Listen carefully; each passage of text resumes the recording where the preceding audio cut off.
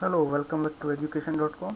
और आज एक नई स्कॉलरशिप आपके सामने है जिसका नाम है रेलवे जिसका नाम है रेलवे सुरक्षा बल रेल मंत्रालय के लिए प्रधानमंत्री छात्रवृत्ति योजना, prime ministers scholarship scheme for RPF.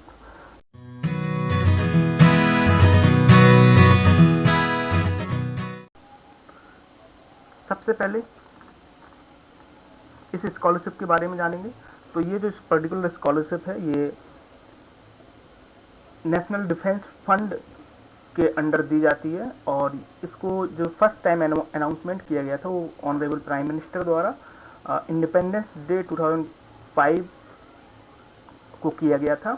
और इसका जो ऑब्जेक्टिव है वो है, it was introduce to encourage higher technical and professional education for the dependent wards of ex serving RPF RPSF personnel and widows below the rank of gazetted officers. तो इन इन forces में आरपीएफ आरपीएसएफ में जो काम करते हैं उनके वार्ड्स, उनके डिपेंडेंट वार्ड्स की हायर एजुकेशन प्रमोट करने के लिए इस पर्टिकुलर स्कॉलरशिप को इंट्रोड्यूस किया गया था। अब हम बात करते हैं स्कॉलरशिप के बारे में। स्कॉलरशिप अवेलेबल, तो टोटल नंबर ऑफ जो स्कॉलरशिप हैं वो 150 हैं। 150 स्टूडेंट्स को ऑल ओवर द इंडिया ये स्कॉलरशिप प्रोवाइड की जाती है, और half of the scholarships are reserve for female candidates. Means 75 scholarships जो होंगी वो फीमेल कैंडिडेट के लिए होगी, एंड 75 जो होगी वो मेल कैंडिडेट के लिए होगी। Okay, so shortfall in fresh cases shall not be adjusted from girls boys if applicants are available less than 75. Okay, तो ये कंडीशन है। It is also mentioned that unallocated quota in any gender may not be utilise for other category. Means suppose female category में 75 scholarships हैं और उसमें application सिर्फ 60 आते हैं, तो रिमेनिंग 15 जो आपकी स्कॉलरशिप फीमेल कैटेगरी में बच रही हैं वो बॉयज़ को द्वारा बॉयज़ कैटेगरी में यूज नहीं की जा सकती हैं। और यहाँ पर एक जो टेबल दी गई है, इस टेबल को आप देखें कि यहाँ पर डिस्ट्रीब्यूशन किस तरह से है। जोनल रेलवेज के जो जोन्स हैं, डिफरेंट जोन में किस तरह से इसका डिस्ट्रीब्यूशन किया गया है। तो फर्स्ट कॉलम जो है वो आपका जोन और ऑर्गेनाइजेशन यहाँ पे दिया गया है, और सेकंड में आपका कितना वहाँ पे नंबर ऑफ स्कॉलरशिप अवेलेबल है। तो CR प्लस KRCL इसके लिए 10 हैं। और इसी तरह से आप देख सकते हैं, आप जिस भी जोन में आप मीन्स आप हैं या फिर आपके फादर या फिर जो भी हैं जिन पर आप डिपेंडेंट हैं, वो जिस पर्टिकुलर जोन में काम करते हो, जिस पर्टिकुलर जोन के आरपीएफ में वो हों, तो उस पर्टिकुलर जोन को आप देखें कि उस जोन में कितनी स्कॉलरशिप्स हैं। सपोज आप ECR में काम करते हैं तो आपके लिए टोटल आपके जोन में टोटल 8 स्कॉलरशिप्स अवेलेबल हैं। तो इस तरह से आप यहाँ पर देख सकते हैं कि आपके जोन में पर्टिकुलरली कितनी स्कॉलरशिप्स अवेलेबल हैं। ओके, नेक्स्ट है courses eligible for this particular scholarship. तो प्रोफेशनल कोर्सेज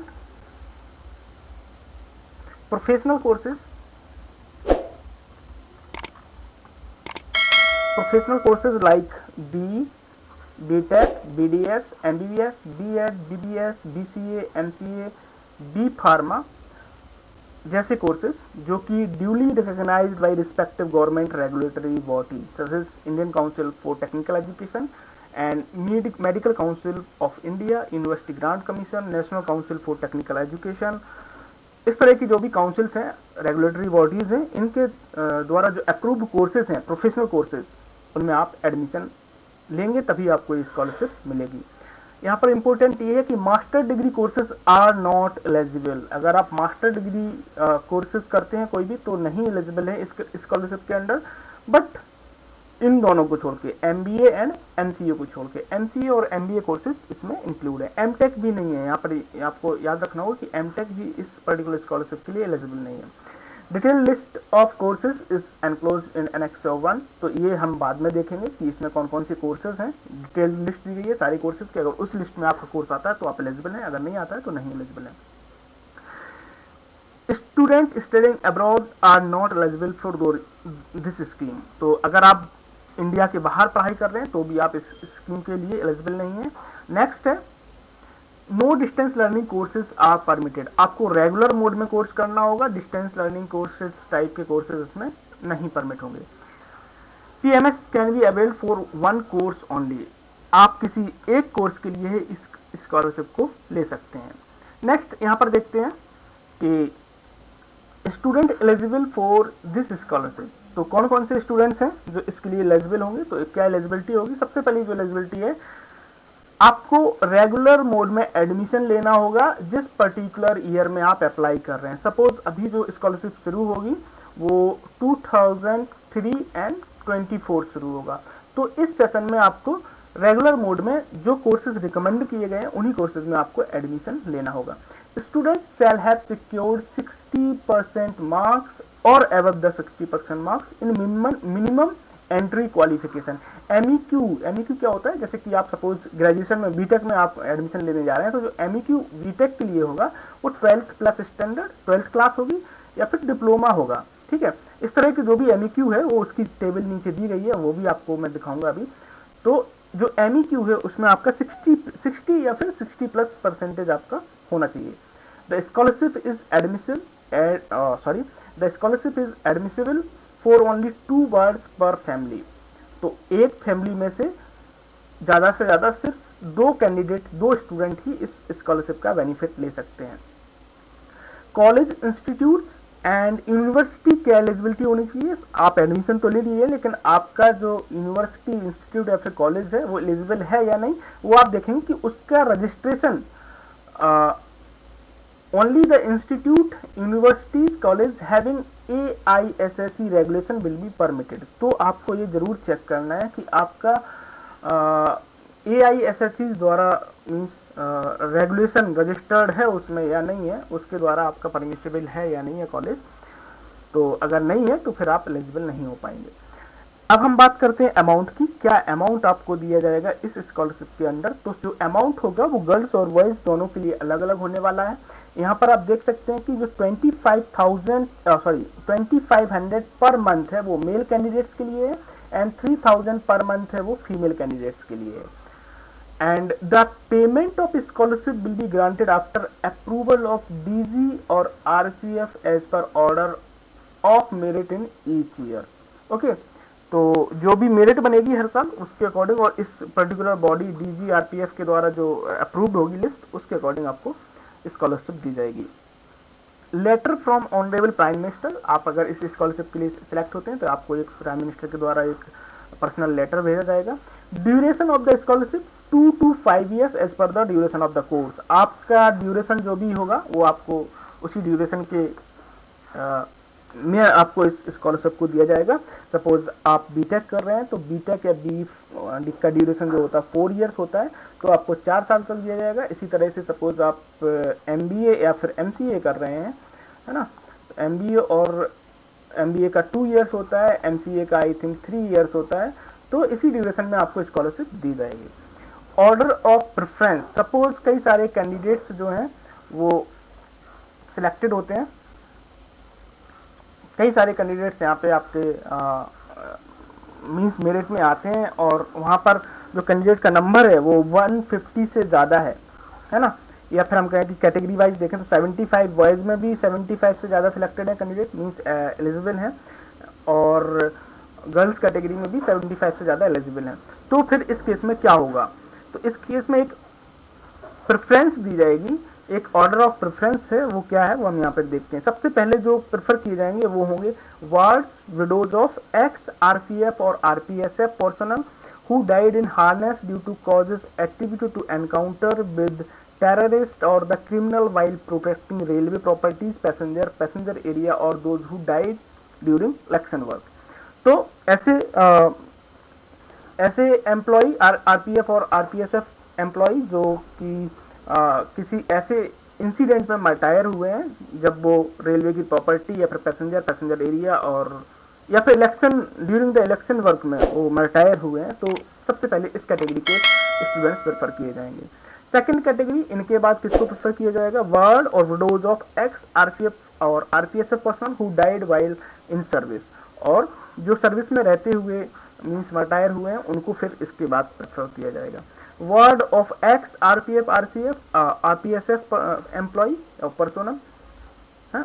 एंड लास्ट में, सबसे लास्ट में जो अभी सर्विंग है उनके स्टूडेंट, उनके वर्ड्स को मीन्स प्रेफर किया जाएगा। तो सबसे लास्ट प्रेफरेंस इस कैटेगरी को दी जाएगी, सबसे फर्स्ट प्रेफरेंस इस कैटेगरी को दी जाएगी। तो इस कैटेगरी को भी आपको ध्यान में रखना है। नेक्स्ट हम बात करते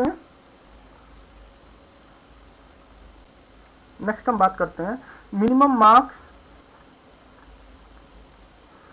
मार्क्स इन एमईक्यू। जो अभी हमने बोला था कि एमईक्यू में 60 या फिर 60+% आपकी एमईक्यू में होनी चाहिए। बट एमईक्यू होता क्या है? सपोज आप एमबीबीएस में कोर्स में एडमिशन ले रहे हैं, तो वहां पर जो आपका एमईक्यू रहेगा वो 12th स्टैंडर्ड रहेगा। मीन्स आपको 12th बोर्ड में 60+ मार्क्स होने चाहिए, 60+% आपकी होनी चाहिए, 60 और 60+।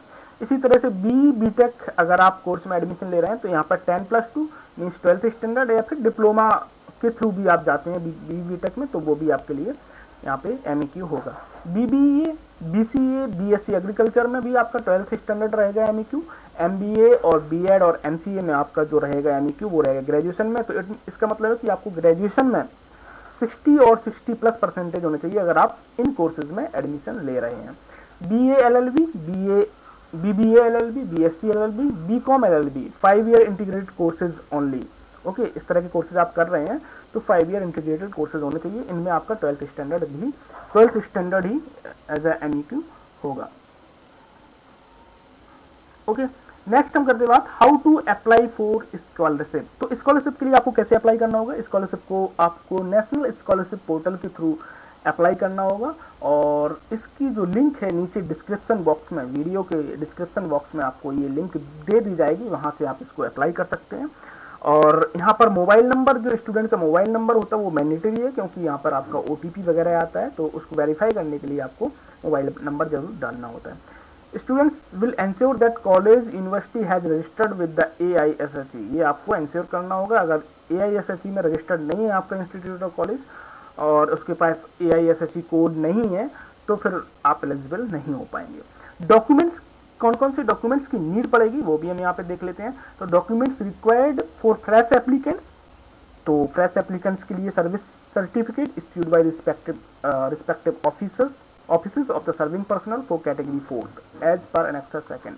ओके, तो इसका जो सर्टिफिकेट, सर्विस सर्टिफिकेट है, वो एनेक्सर 2 में आपको इसका फॉर्मेट दिया गया है, वहां से आप देख लेंगे, और उसी तरह का आपको एक सर्टिफिकेट अपने ऑफिस से बनवाना होगा। A copy of PPO discharge certificate, book of categories 1, 2 and 3।